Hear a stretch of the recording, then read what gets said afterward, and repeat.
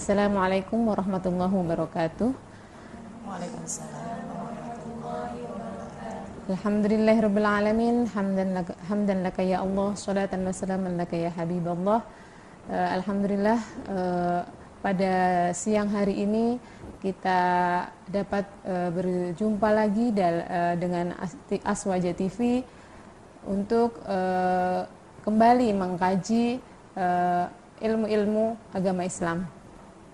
Pada siang hari ini bersama kita telah hadir pakar qiraat Ibu Dr. Hajah Romlah Widayati MAG. Selamat datang Ibu. Alhamdulillah juga ada di studio ada teman-teman mahasiswa dari Institut Ilmu Al-Quran Jakarta. Selamat datang adik-adik semua ya. Dan pemirsa yang berbahagia. Kita pada siang hari ini akan sedikit mengkaji atau mempelajari tentang ilmu qiraat. Ilmu qiraat mungkin untuk sebagian masyarakat sudah ada yang mengenal atau ada yang belum pernah mendengar sama sekali tentang ilmu qiraat ini.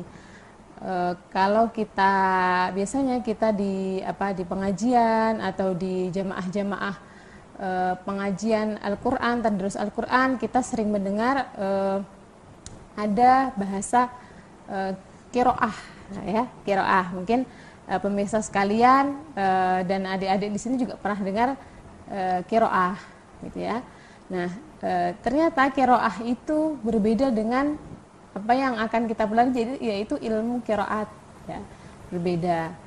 Qiraah yang secara keilmuan disebut dengan nahom Al-Quran, itu di masyarakat kita lebih terkenal dengan qiraah tadi, ya, membaca dengan lagu. Itu kalau dalam ilmu keilmuan disebut nahom Al-Quran. Tetapi yang akan kita bahas di sini mengenai ilmu qiraat. Secara singkat, ilmu qiraat adalah salah satu cabang dari ilmu Al-Quran dan ilmu qiraat adalah ragam bacaan Al-Quran bersumber dari Rasulullah melalui imam-imam para perawi qiraat. Untuk lebih jelasnya, marilah kita dengarkan pemaparan dari Ibu Dr. Hajah Romlah Widayati. Beliau adalah ahli qiraat yang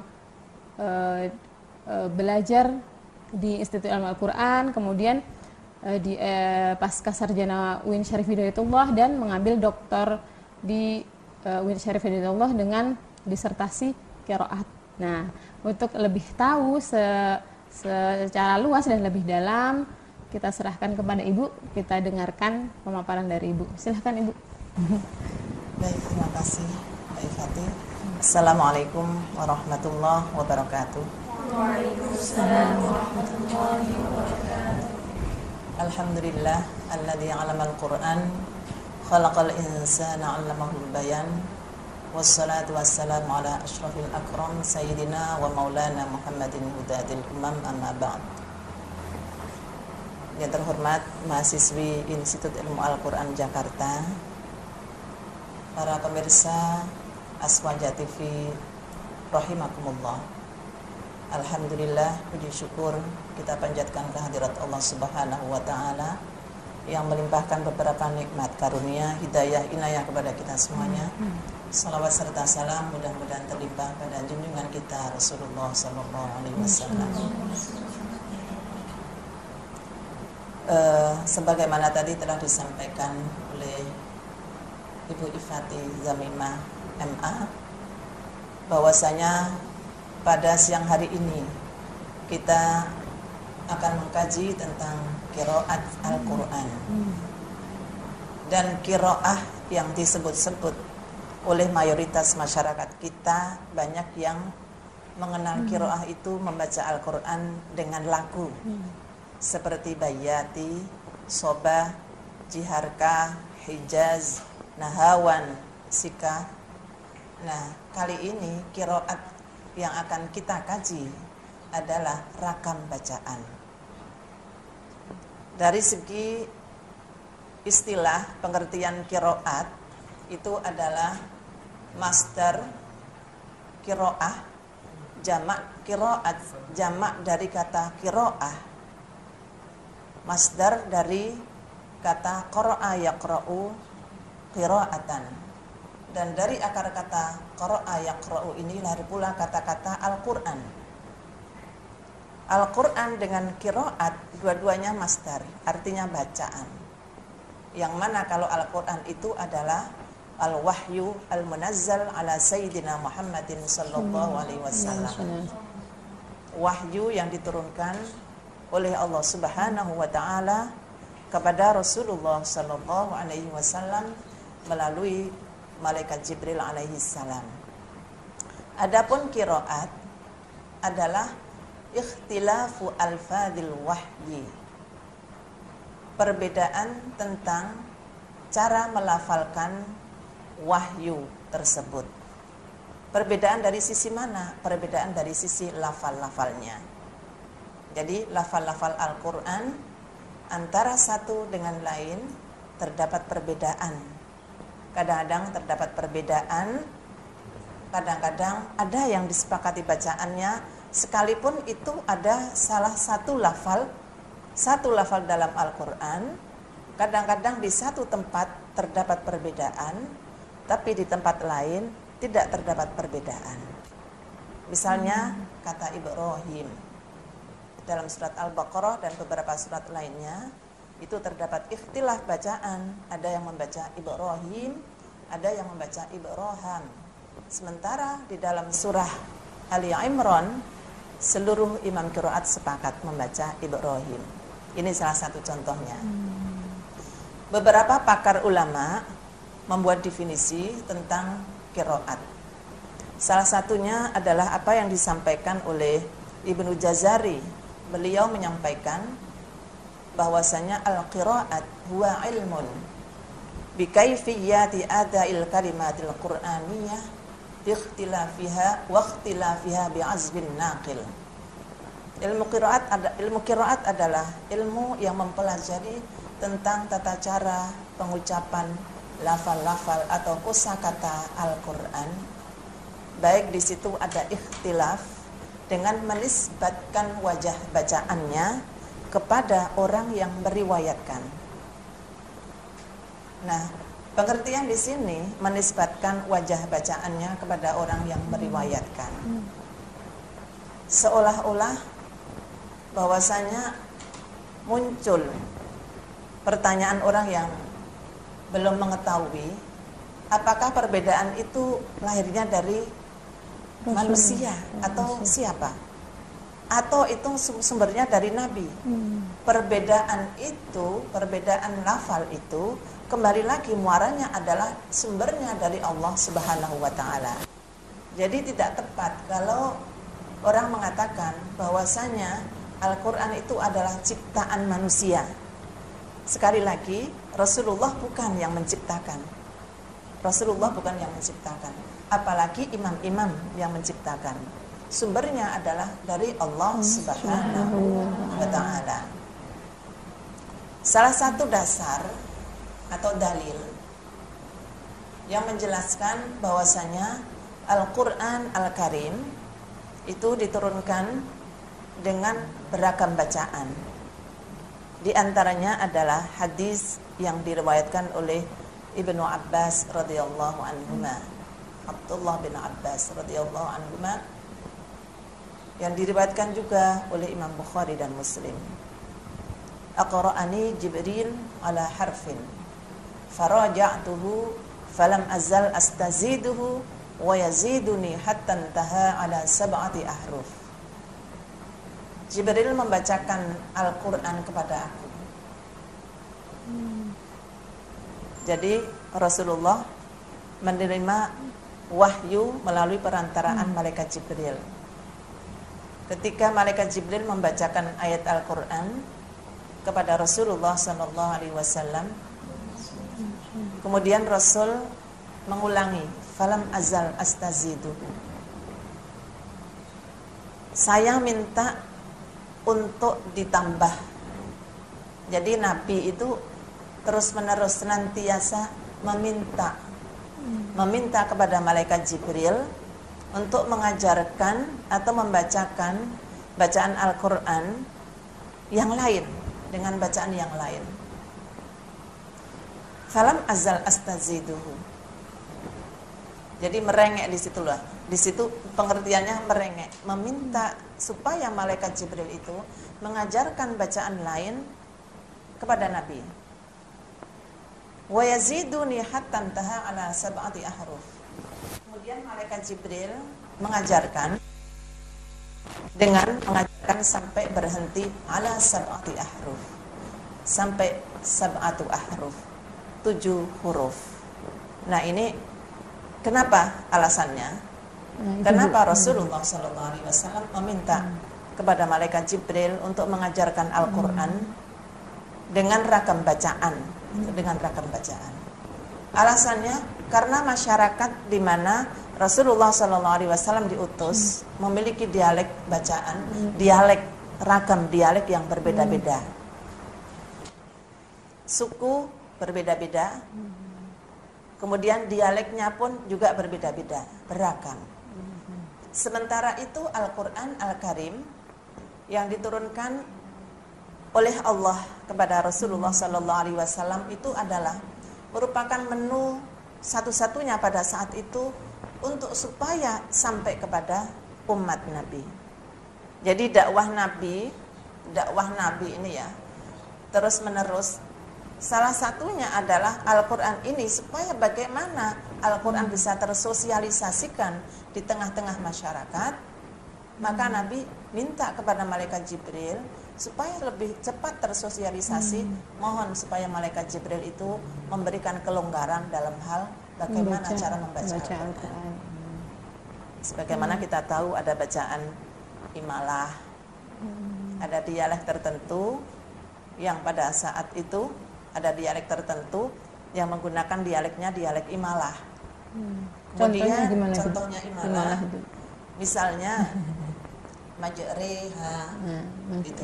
Kalau itu kita temukan hanya dalam salah satu bacaan hafaz. Oh, jadi yang lain tidak ada gitu ya Bu, cuma ada beberapa imam yang sama. Ada yang lebih banyak lagi bacaan imalahnya, seperti bacaan Al-Kisai, kemudian bacaan Imam Hamzah, banyak menggunakan bacaan imalah. Misalnya Subhanalladzi asri bi'abdihi lailan minal masjidil haram ilal masjidil aqsa. Nah, itu nanti ada kita pelajari berikutnya. Kita bertahap. Sangat menarik ternyata ilmu qiraat ini ya. Teman-teman sudah belajar semua ya? Yang di IKI. Mungkin pemirsa di rumah perlu ini belajar ilmu qiraat ini karena ternyata sangat menarik. Sebentar saya potong Ibu, beberapa waktu lalu saya pernah juga mendengar kabar dari Lajnah Pentaskhih Al-Quran. Itu ada laporan bahwa ada yang melapor ini ada Al-Quran palsu, begitu. Ada Al-Quran palsu dipelajari di lembaga Al-Quran, gitu. Jadi kemudian waktu itu dari Lajnah juga sempat Lajnah Pentaskhih Al-Quran Departemen Agama sempat khawatir juga. Waduh, apakah benar ada Al-Quran palsu beredar? Kalau Al-Quran salah ketik atau salah cetak itu sudah ada ya, sudah sering kita temui. Nah, kemudian dipanggillah salah satu pakar qiraat atau salah satu pakar Al-Quran di Indonesia. Waktu itu di rektor IIKI juga ya, Dr. Ahsin Saho Muhammad. Nah, itu untuk menghadapi orang yang melapor ini kepada Lajnah, begitu Bu ceritanya. Kemudian setelah dilihat oleh ada apa ditemui oleh Dr. Ahsin, ini Al-Quran seperti ini, Al-Quran palsu ini beredar di Indonesia, begitu. Tetapi setelah dilihat oleh Ustadz Ahsin ternyata adalah Al-Quran qiraat itu Bu. Jadi memang banyak masyarakat kita yang belum tahu tentang qiraat ini gitu kan ya. Nah, jadi sekarang kemarin kalau yang banyak yang pergi umroh kemarin ada Al-Quran waros begitu kan, kalau orang belum tahu itu mungkin dikira Al-Quran palsu. Jadi sangat menarik ilmu Al-Quran terutama ilmu qiraat ini. Baik Bu, silahkan dilanjutkan ya, untuk terkait dengan mushaf ya. Ini kan berkenaan dengan mushaf Al-Quran. yang ternyata kita ini, masyarakat kita belum familiar dengan mushaf selain mushaf Al-Quran, riwayat Asim, ya, riwayat Hafiz dari Imam Asim. Padahal sekarang ini sudah banyak diperbanyak. Bahkan negara-negara tertentu seperti Libya itu bacaan Al-Qur'annya yang dipopulerkan itu adalah qiraat qalun. Qiraat Nafi riwayat qalun. Nah, sementara di Maroko mushaf Al-Qur'an dan bacaan yang dipopulerkan adalah bacaan Imam Nafi riwayatnya Warsh. Sehingga ada sebagian yang berbeda tulisan, ya, berbeda tulisan. Mungkin di situ karena berbeda tulisan maka bacaannya pun juga berbeda tulisan. Misalnya wasari'u, untuk qiraatnya Warsh tidak ada wawunya, sari'u ila maghfiratin mir rabbikum.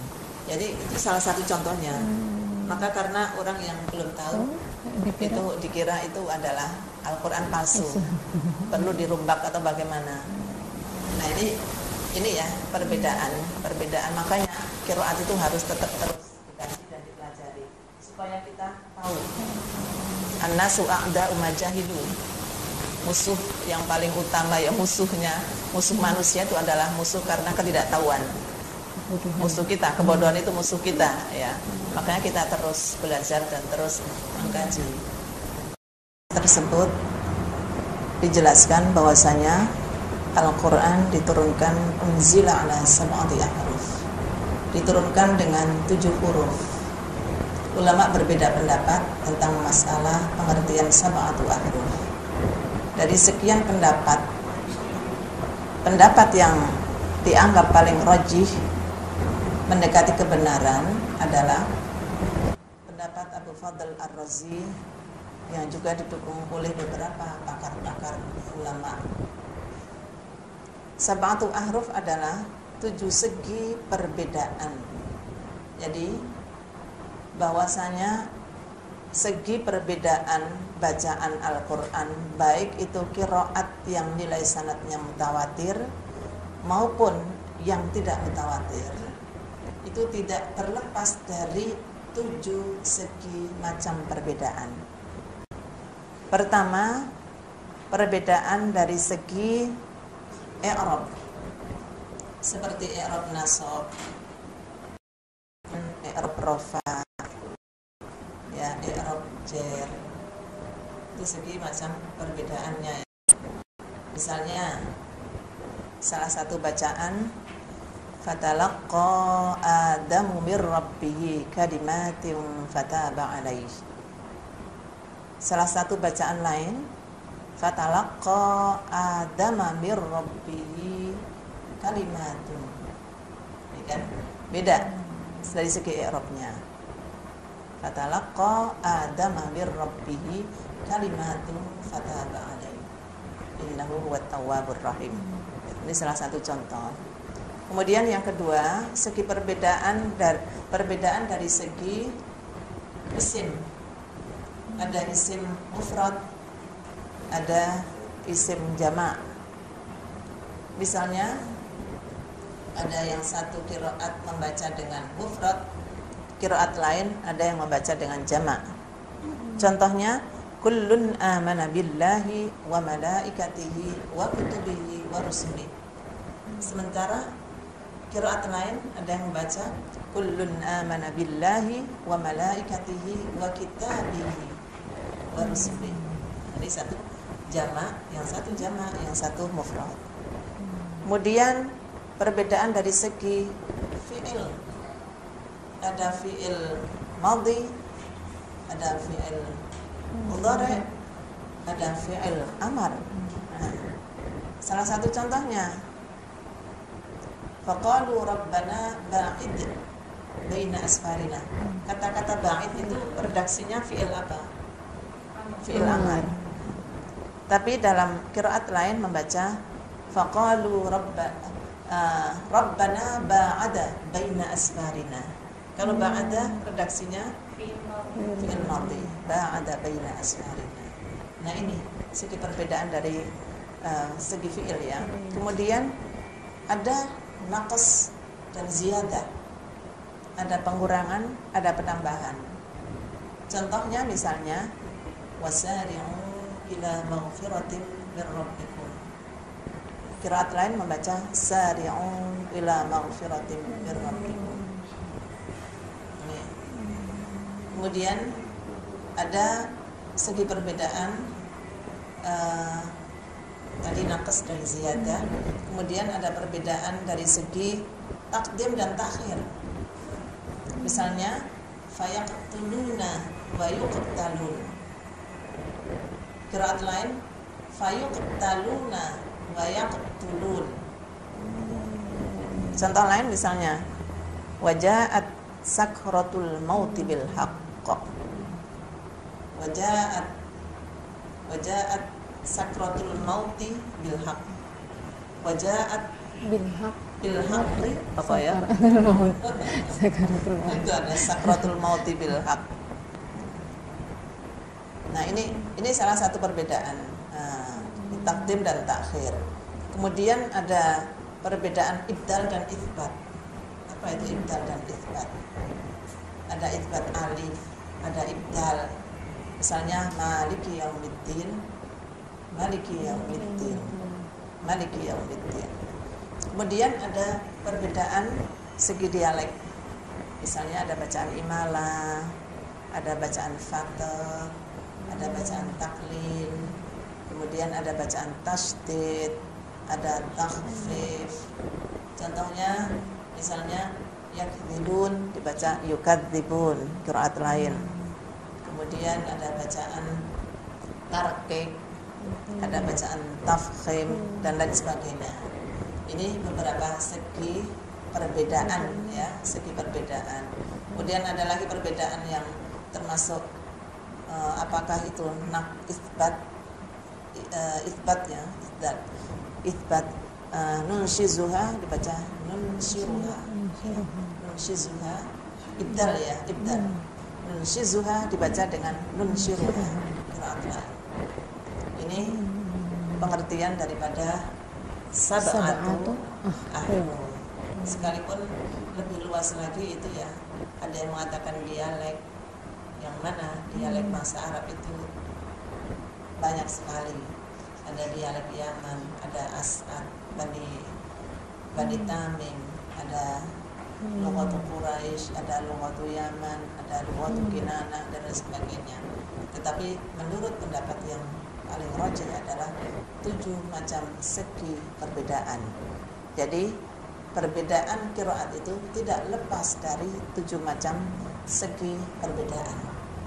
Semuanya ya, artinya tentu saja qiraat yang mutawatir itulah yang boleh dipakai dan boleh dibaca ketika kita sholat, ketika kita membaca Al-Quran. Berarti yang qiraat selain mutawatir itu juga ada ya Bu?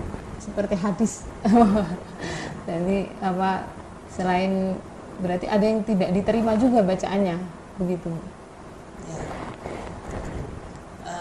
Berkenaan dengan qiraat tadi, nilai qiraat ya, nilai qiraat. Apakah ada yang mutawatir, apakah ada yang ahad?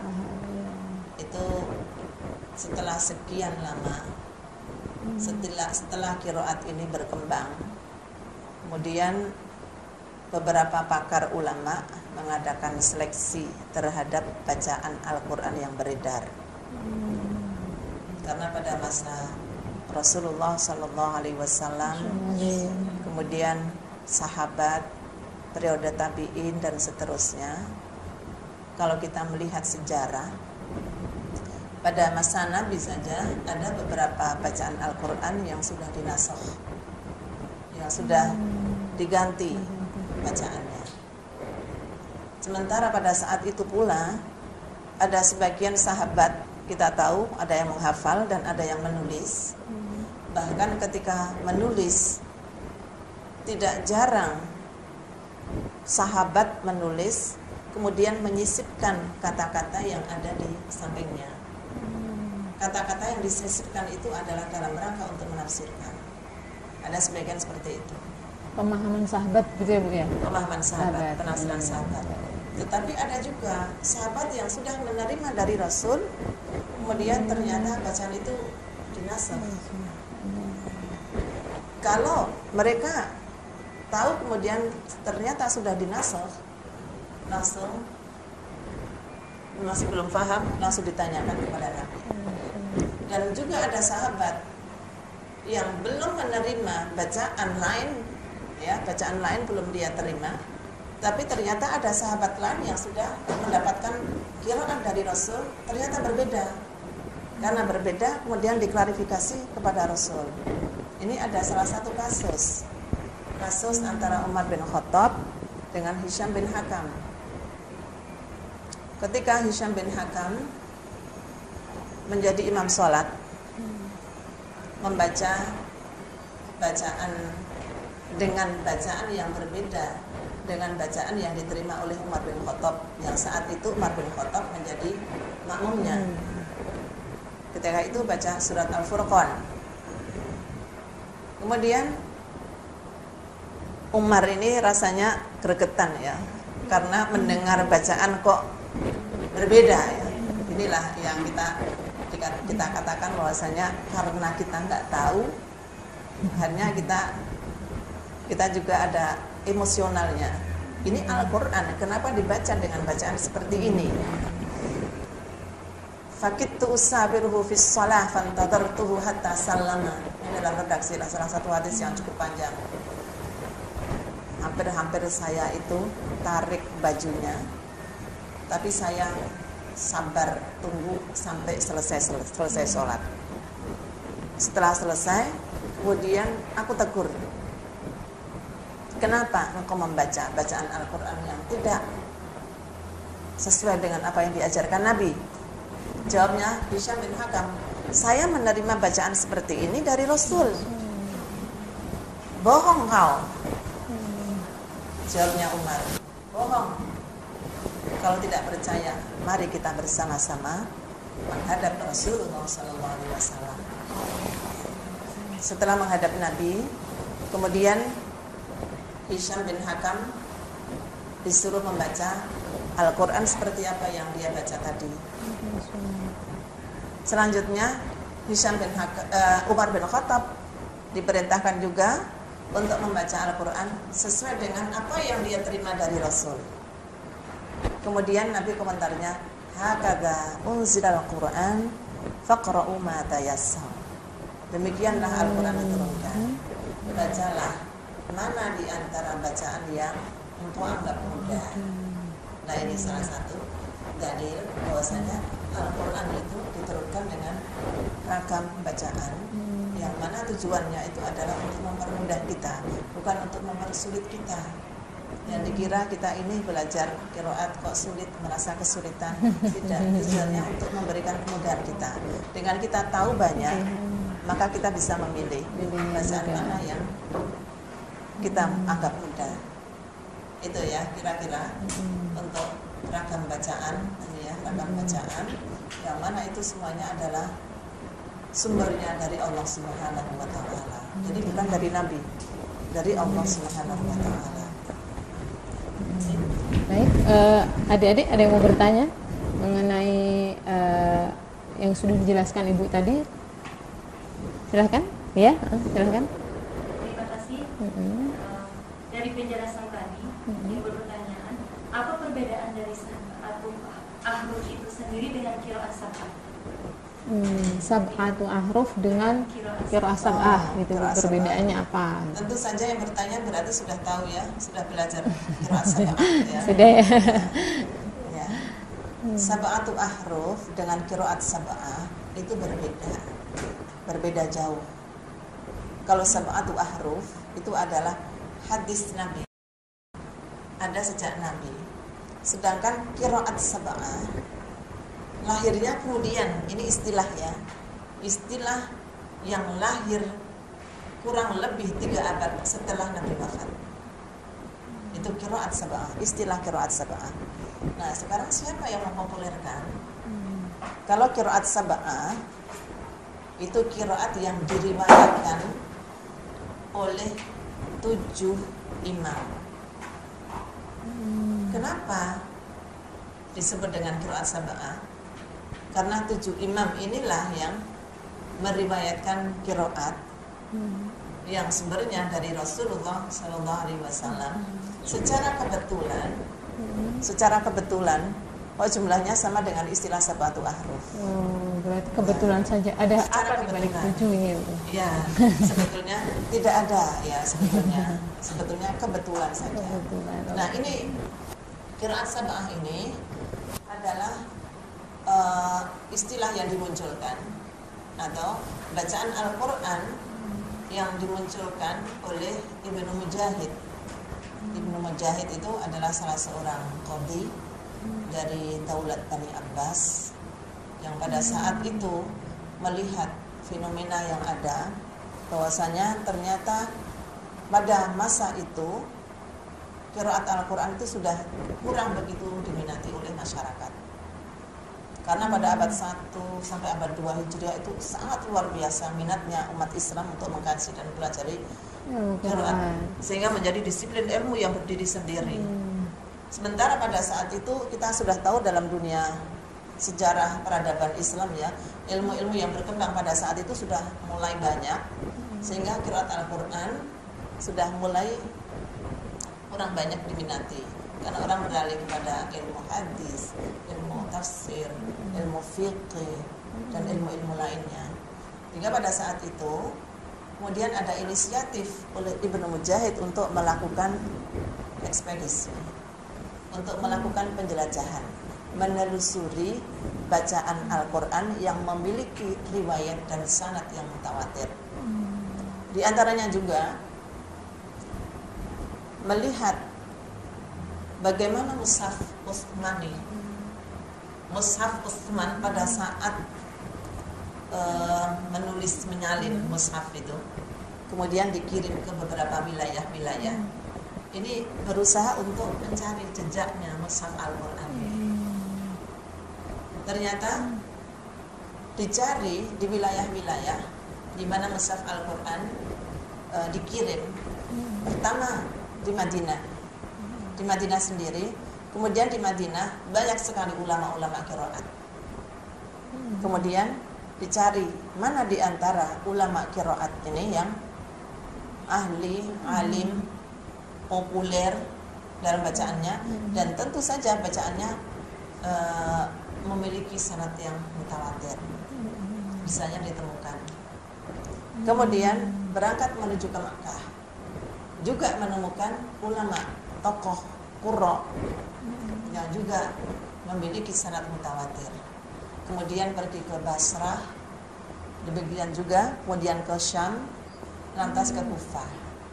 Secara kebetulan beliau menyimpulkan bahwa ini perlu yang diangkat adalah 7 imam ini, sehingga istilah qiraat sab'ah dia munculkan, qiraat sab'ah. Jadi tujuannya adalah untuk pertama mushaf Al-Quran ya, melestarikan mushaf Al-Quran mushaf Utsmani yang dikirim ke beberapa wilayah. Wakila ada yang sekalipun ada yang mengatakan ada 5, ada 6, ada 7. Jadi memilih ternyata penelusuran riwayat dari imam tersebut sampai kepada Rasulullah ini adalah memiliki nilai riwayat yang sanad yang mutawatir dan sahih. Nah, itulah qiraat sab'ah ya. Jadi 7 imam ini sekali lagi bukan yang menciptakan, tetapi tokoh yang dipopulerkan oleh Ibnu Mujahid. Karena apa? Kepakarannya beliau, kepakarannya mereka, kealimannya dalam bidang qiraat ini, sehingga muridnya banyak. Tentu saja mereka itu memiliki murid-murid yang banyak. Dan perlu saya sampaikan juga, perlu kami sampaikan bahwasanya pada saat Ibnu Mujahid mengangkat istilah qiraat sab'ah, beliau juga menulis kitab yang judulnya Kitab Sab'ah fil Qiraat. Kitab Sab'ah fil Qiraat. Sekalipun ada sebagian orang yang mengatakan apakah yang mutawatir itu hanya terbatas qiraat sab'ah saja? Qiraat yang lain banyak, qiraat yang lain. Makanya setelah itu masih ada juga ulama yang melakukan penelitian dari segi periwayat, masih ada. Yang kemudian akhirnya di kemudian hari setelah Ibnu Mujahid mempopulerkan qiraat sab'ah, ada qiraat tambahan lagi, qiraat asyrah, ya, qiraat asyrah, qiraat 10. Nah, ma wara al asyrah sudah di luar asyrah itu dianggap qiraat yang syadz, ya, tidak mutawatir lagi, dianggap syadz, tidak mutawatir. Jadi ini kemudian istilah qiraat sab'ah ternyata diterima oleh masyarakat pada saat itu.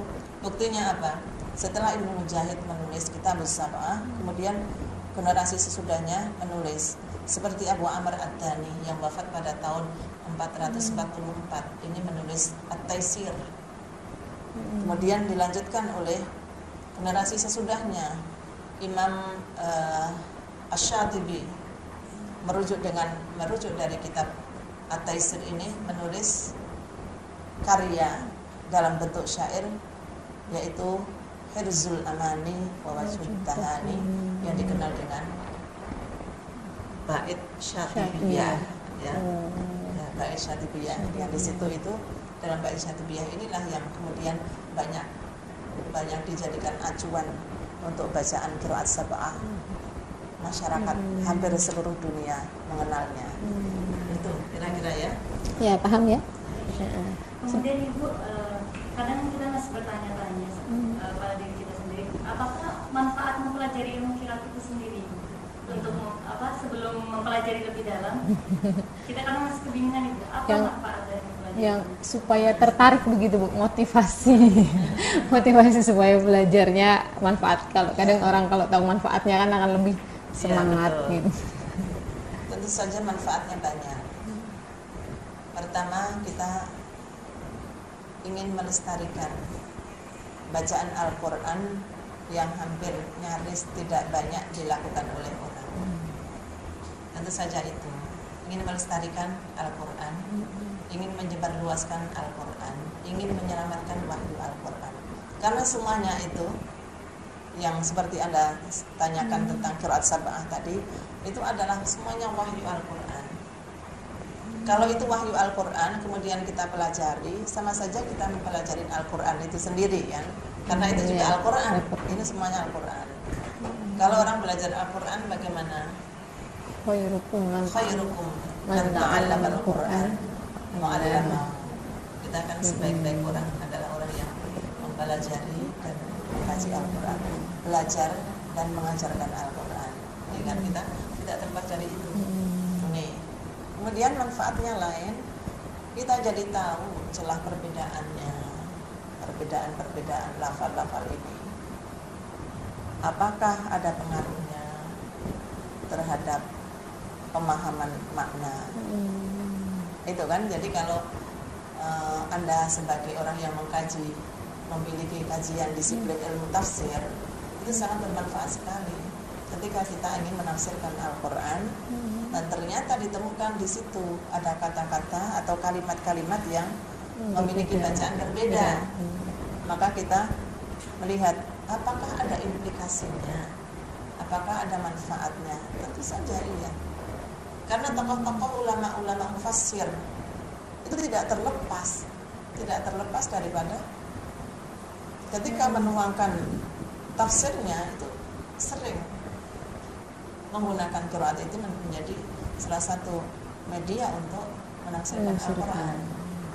Jadi itu Anda belajar jadi tahu. Kalau kita tahu banyak arti, jadi tambah fleksibel dalam memahami Al-Quran. Ya. Tidak kaku gitu ya, Ya. Tidak hanya satu makna atau tidak hanya satu pemahaman. Ya, betul, Gitu. betul. Nah, ini itu ya. Berarti kita termasuk di antara motivasinya kita mempelajari Al-Quran, mempelajari qiraat, sekali lagi itu adalah kita akan menjaga kemurnian Al-Quran. Baik Bu, saya yang mau tanya Bu sekarang. Jadi tadi ada 7 7 imam ya Bu ya. Iya. Nah 7 imam itu siapa aja Bu, dan kan kalau tadi Ibnu Mujahid di Madinah atau di Makkah, nah apakah imam-imam ini siapa namanya supaya kita juga dan pemirsa di rumah juga mengenal lah, walaupun mengenal nama dulu sebelum mengenal bacaannya seperti apa. Jadi atau dari daerah mana, atau dari misalkan satu imam yang kita imam hafiz ya, yang paling yang kita memang baca di Indonesia itu asalnya dari mana, atau mengenai imam itu Bu. Pertama Imam Nafi'. Imam qiraat sab'ah itu Imam Nafi'. Imam Nafi' ini adalah salah satu ulama dari Madinah, atau yang lebih dikenal dengan Al-Madani. Al-Madani, Imam Nafi'. Perawinya beliau ini sekalian, kita perawi yang diangkat, jadi diambil perawinya hanya dua dari sekian imam ini dua. Kalau kita ambil banyak sekali nanti tambah bingung. Perawinya 2 yang populer. Muridnya beliau, orang yang meriwayatkan. Jadi di bawahnya imam itu adalah perawi, orang yang meriwayatkan Al-Quran, yang meriwayatkan bacaan dari imam. Perawinya Imam Nafi' adalah Qalun, yang belajar langsung kepada Imam Nafi', dan juga Warash. Ya, kemudian Warash ini setelah belajar kepada Imam Nafi' langsung merantau ke Mesir dan menyebarkan qiraatnya ke Mesir. Kemudian yang kedua dari Makkah. Di Makkah ini yang kita kenal adalah Ibnu Katsir. Ibnu Katsir Bukan Mufasir ya Bu ya?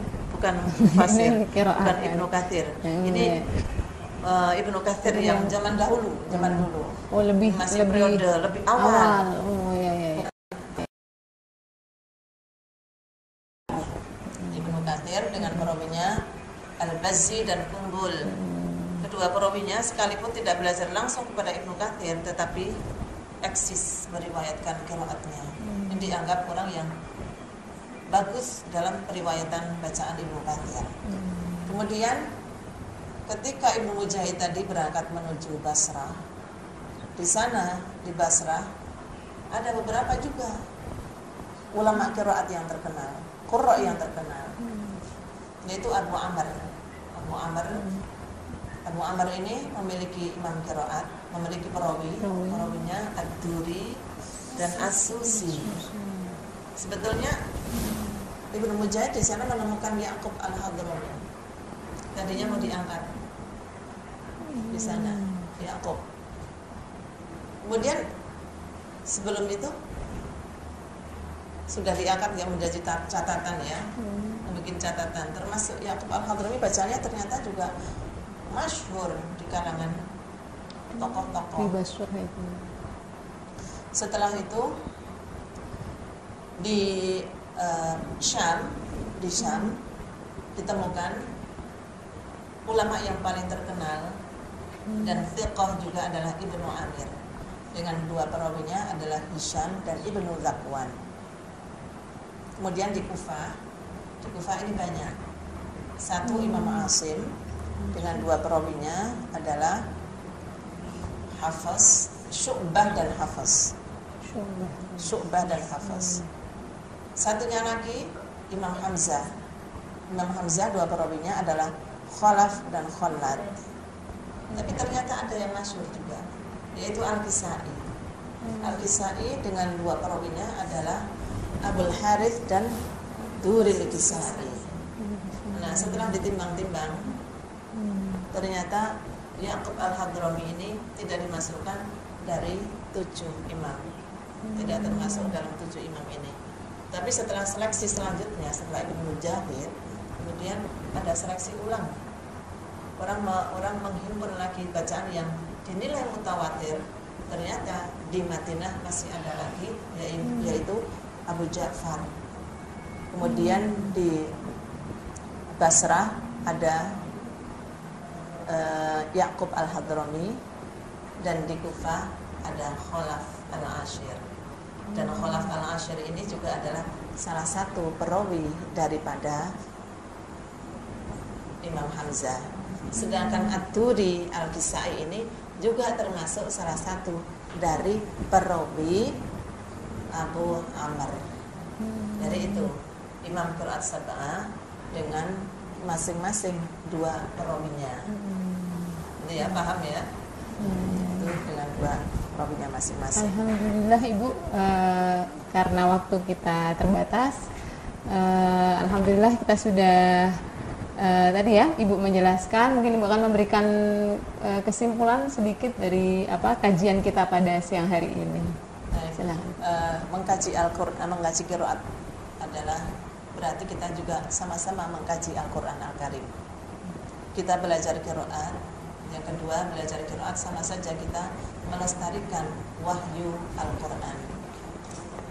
Jadi rakam bacaan Al-Quran atau Al-Quran yang memiliki rakam bacaan yang berbeda-beda, yang kita kaji sudah jelas mana yang mutawatir, mana yang tidak mutawatir, karena semuanya sudah dibukukan dalam karya yang tidak lain adalah kalau sekarang ini kita merujuk pada kitab Matan Syatibiyah, dan juga banyak Al-Quran yang sekarang sudah dibukukan ya, masing-masing untuk masing-masing bacaan, baik itu bacaan Qalun ataupun bacaan Warosh, bacaan At-Turi, bacaan As-Susi, bacaan Ibnu Katsir dengan dua perawinya Al-Ghazi dan Qumul. Ini semuanya sudah ada dan seterusnya. Saya rasa itu kita insya Allah kalau membaca Al-Quran dengan rakam bacaan, dengan rakam qiraat, kalau kita pakai dalam sholat juga termasuk bagian yang sah sholat kita dan boleh. Tetapi sekali lagi kalau membaca Al-Quran di tempat umum yang mana di situ jamaahnya bukan orang-orang yang mengerti tentang qiraat, perlu Anda jelaskan terlebih dahulu supaya tidak timbul kesalahpahaman. Ya, demikian. Terima kasih. Ditutup salam. Baik, alhamdulillah, terima kasih pemirsa di rumah dan adik-adik mahasiswi Institut Ilmu Al-Quran Jakarta. Pada siang hari ini kita harus menutup acara kajian qiraat. Kita akan melanjutkan sampai bertemu di kajian qiraat selanjutnya di Aswaja TV. Dari saya Ifati Zaima, sekian. Wassalamualaikum warahmatullahi wabarakatuh. Waalaikumsalam warahmatullahi wabarakatuh. Allah